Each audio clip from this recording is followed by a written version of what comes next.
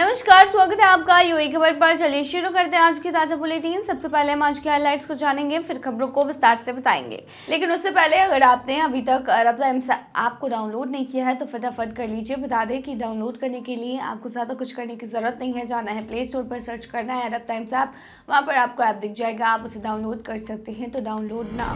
UAE में गरजी बांसुरी स्वराज, कहा अब सिंदूर बन गया है न्याय और ताकत का प्रतीक।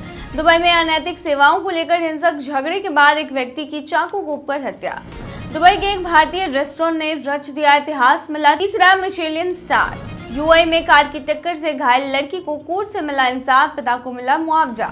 अब यूएई में पहचान के लिए कार्ड की जरूरत नहीं, एमिरेट्स आईडी होगी डिजिटल। और आखिर में जानेंगे क्या है आज के रियल रेट्स, क्या आज के गोल्ड रेट्स और क्या है आज के दिरहम रेट्स। तो चलिए खबरों को विस्तार से बताते हैं। यूएई में गरजी बांसुरी स्वराज, कहा अब सिंदूर बन गया है न्याय और ताकत का प्रतीक।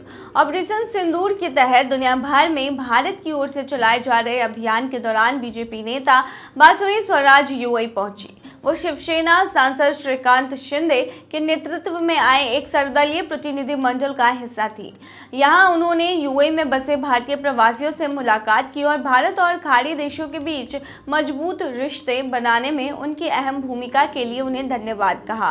बांसुरी स्वराज ने भारत की आतंकवाद के खिलाफ कड़ी कार्रवाई पर बात करते हुए कहा कि अब सिंदूर सिर्फ परंपरा नहीं बल्कि न्याय और शक्ति का भी प्रतीक बन गया है। उन्होंने प्रवासी भारतीयों को भारत की ताकत बताते हुए उन्हें ब्रह्मास्त्र कहा। उन्होंने सभी से अपील की है कि वो अपने आसपास घर, ऑफिस, मंदिर, मस्जिद, हर जगह भारत की असली बात लोगों तक पहुंचाए कि भारत कभी हमला नहीं करता लेकिन जवाब देना भी जानता है। बांसुरी ने 22 अप्रैल के आतंकी हमले का जिक्र करते हुए बताया कि वो हमला हमारे अस्तित्व पर था। भारत ने जब जवाब दिया तो 9 आतंकी ठिकानों को तबाह किया, लेकिन पाकिस्तान ने साथ देने की जगह उल्टा इसे और बढ़ा दिया। अगर कोई हमारे दरवाजे पर लड़ाई लाएगा तो हम उसे खत्म करना जानते हैं। उन्होंने कहा कि भारत ने बहुत संयम और समझदारी से काम लिया, लेकिन इसके जवाब में हमारे धार्मिक स्थलों पर हमला हुआ है। वहीं शिवसेना सांसद श्रीकांत शिंदे ने सोशल मीडिया पर फैलाए जा रहे झूठ और प्रोपेगेंडा को लेकर कहा कि नकारात्मक खबरें तेजी से फैलती हैं, लेकिन हम इसका जवाब दे रहे हैं। यह अभियान 13 से 14 दिन का है और इसका मकसद है नजरिया बदलना, लोगों को सच्चाई बताना और पाकिस्तान की झूठी कहानियों की पोल खोलना। दुबई में अनैतिक सेवाओं को लेकर हिंसक झगड़े के बाद एक व्यक्ति की चाकू घोंपकर हत्या। दुबई के जुबैल अली इंडस्ट्रियल एरिया में अनैतिक सेवाओं को लेकर हुए विवाद ने हिंसक रूप ले लिया, जिसमें चाकू से हमला कर एक युवक की हत्या कर दी गई और एक अन्य गंभीर रूप से घायल हो गया। इस मामले में 3 एशियाई नागरिकों को गिरफ्तार किया गया है, जिन पर अब हत्या और हमले का केस चलेगा।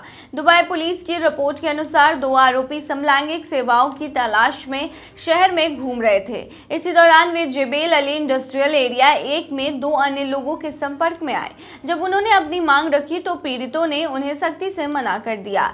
इसके बाद दोनों पक्षों में बहस शुरू हो गई। झगड़ा कैसे बढ़ा तो बता दें, बहस के बाद आरोपितों ने अपनी कार से दोनों पीड़ितों का पीछा करना शुरू किया। खतरे को भांपकर एक पीड़ित ने अपने दोस्त को मदद के लिए बुलाया और पाकिस्तानी रेस्टोरेंट के पास मिलने को कहा। जब दोनों पक्ष वहां पहुंचे तो मामला फिर से बिगड़ गया। हिंसक टकराव और चाकूबाजी हुई। वहां पर रेस्टोरेंट के पास एक रेतीले इलाकों में दोनों पक्षों में भिड़ंत हुई, जो चाकूबाजी में बदल गई। हमले में एक व्यक्ति को कई बार चाकू मारा गया, जिससे उसकी मौके पर ही मौत हो गई।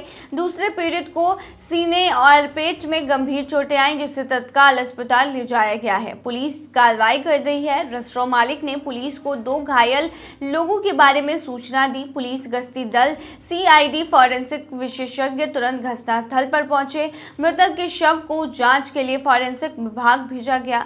पुलिस ने मामले को गंभीरता से लेते हुए तेजी से तलाशी अभियान शुरू किया और मात्र 24 घंटे के भीतर तीनों संदिग्धों को गिरफ्तार कर लिया। पूछताछ में आरोपितों ने अपराध कबूल कर लिया। अब यह मामला दुबई की पब्लिक प्रोसिक्यूशंस के पास भेजा गया है, जहां तीनों आरोपितों पर हत्या और हमले के तहत मुकदमा चलेगा। दुबई के एक भारतीय रेस्टोरेंट ने रच दिया इतिहास, मिला तीसरा मिशेलिन स्टार। दुबई में मौजूद एक शानदार भारतीय रेस्टोरेंट क्रेसेंट स्टूडियो ने हाल ही में खाना बनाने की दुनिया का सबसे बड़ा सम्मान तीसरा मिशेलिन स्टार हासिल किया है। इसे चला रहे मशहूर शेफ हिमांशु सैनी और ये पहला भारतीय रेस्टोरेंट है जिसे यह लेवल का अवार्ड मिला है। अब तक कई भारतीय रेस्टोरेंट विदेशों में 1 या 2 मिशेलिन स्टार पा चुके हैं, लेकिन तीसरा स्टार पाना बहुत ही बड़ी बात है। यह इस बात का सबूत है कि यहाँ परोसा जाने वाला खाना वाकई में दुनिया के सबसे बेहतरीन स्तर का होता है। शेफ हिमांशु सैनी ने कहा कि ये हमारे लिए एक सपना पूरा होने जैसा है। हम चाहते थे कि लोग भारतीय खाने को सिर्फ पारंपरिक न समझे, बल्कि इसे एक नई सोच और क्रिएटिव आइडिया के साथ भी पहचाने। इस अवार्ड सेरेमनी का आयोजन 22 मई 2025 को मिशेलिन गाइड दुबई के चौथे एडिशन के तहत हुआ था।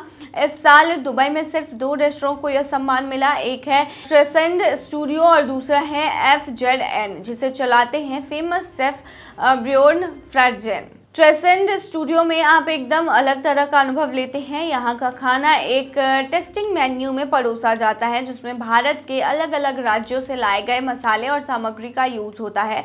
हर डिश में एक कहानी होती है जिसे बहुत ही खूबसूरत से पेश किया जाता है। ये रेस्टोरेंट की शुरुआत 2018 में हुई थी और यह पहले के ड्रेसिंग का ज़्यादा एक्सपेरिमेंटल वर्जन है।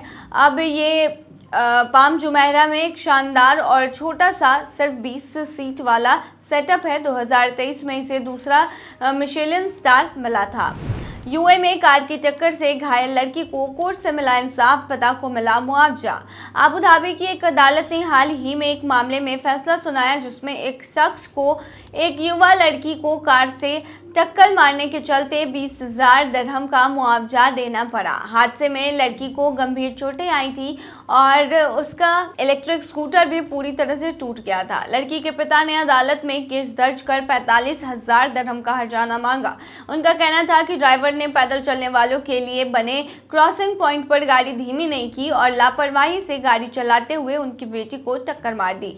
अदालत के डॉक्यूमेंट्स से पता चला कि हादसे से जुड़े आपराधिक मामलों में ड्राइवर को पहले ही दोषी करार दिया जा चुका है।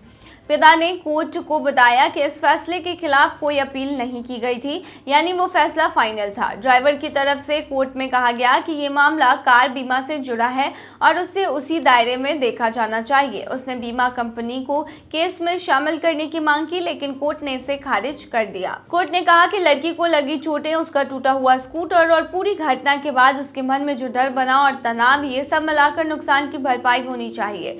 अदालत ने मामले की पूरी समीक्षा के बाद ड्राइवर को 20,000 दिरहम का मुआवजा देने का आदेश दिया। ये रकम लड़की के इलाज, स्कूटर के नुकसान और उसके मानसिक तनाव की भरपाई के लिए तय की गई। अब यूएई में पहचान के लिए कार्ड की जरूरत नहीं, एमिरेट्स आईडी से होगी डिजिटल पहचान। संयुक्त अरब अमीरात जल्द ही एक ऐसी डिजिटल पहचान प्रणाली शुरू करने जा रहा है जिसमें आपको फिजिकल एमिरेट्स आईडी कार्ड दिखाने की जरूरत नहीं पड़ेगी। ये नई व्यवस्था अगले 1 साल में लागू हो सकती है और इसमें पहचान के लिए चेहरे की पहचान यानी फेस रिकॉग्नाइजेशन और बायोमेट्रिक का इस्तेमाल होगा।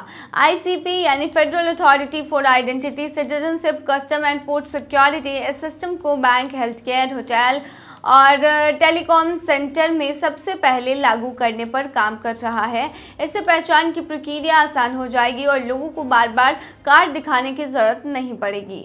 ये कदम ऐसे समय में उठाया गया है जब संघीय राष्ट्रीय परिषद की बैठक में सदस्य अदनान अल हमारी ने इस मुद्दे पर चिंता जताई थी। उन्होंने कहा कि डिजिटल ट्रांसफॉर्मेशन के बावजूद फिजिकल कार्ड की ज़रूरत आज भी कई जगह बनी हुई है, जैसे अस्पतालों, बैंकों या होटल चेक इन के वक्त। ये चीज़ें निवासियों के लिए परेशानी बन जाती हैं।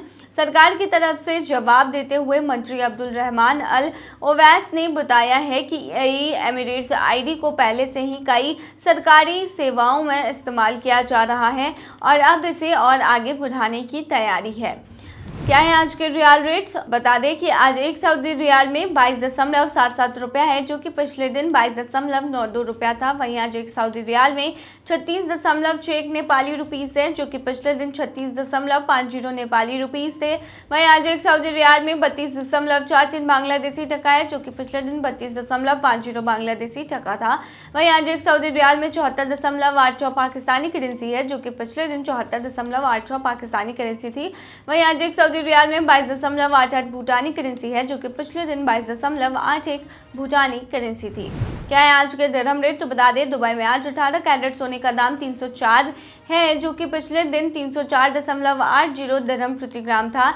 यानी कि आज के गोल्ड के रेट की 18 कैरेट की भारतीय मुद्रा में कीमत 7,053 है। वहीं 22 कैरेट गोल्ड का दाम 371.50 दिरहम प्रति ग्राम है, जो कि भारतीय मुद्रा में 8,619 के होते हैं, जो कि पिछले दिन 402.50 दिरहम प्रति ग्राम था। वहीं दुबई में 24 कैरेट सोने के दाम की कीमत 401.25 दिरहम है, जो कि पिछले दिन 397.75 दिरहम थी। वहीं आज के 24 कैरेट सोने के दाम के भारतीय मुद्रा की बात करें तो आज ये 9,309 की है। चलिए आखिर में बताते हैं क्या है आज के दिरहम रेट। तो बता दें, आज एक यूएई दिरहम में 22.81 रुपया है, जो कि पिछले दिन 23.37 रुपया था। वहीं आज एक यूएई दिरहम में 37.39 नेपाली रुपीज़ हैं, जो कि पिछले दिन 37.27 नेपाली रुपीज़ थे। वहीं आज एक यूएई दिरहम में 33.12 बांग्लादेशी टका है, जो कि पिछले दिन 33.19 बांग्लादेशी टका था। वहीं आज एक यूएई दिरहम में 76.44 पाकिस्तानी करेंसी है, जो कि पिछले दिन 76.44 पाकिस्तानी करेंसी थी। वहीं आज एक यूएई दिरहम में 23.37 भूटानी करेंसी है, जो कि पिछले दिन 23.30 भूटानी करेंसी थी। तो ये थी आज की ताज़ा बुलेटिन। ऐसे ही ताज़ा अपडेट्स के लिए बने रहिए हमारे चैनल पर।